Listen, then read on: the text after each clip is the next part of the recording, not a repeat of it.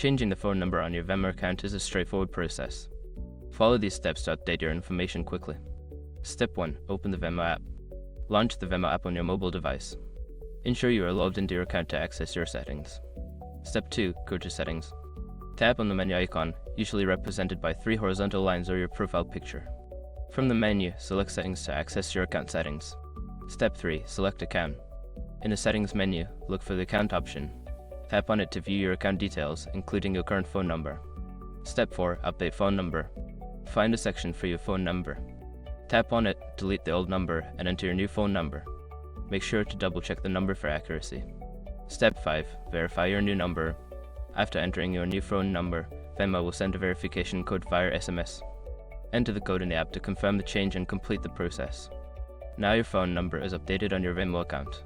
If you encounter any issues, consider reaching out to Venmo support for assistance.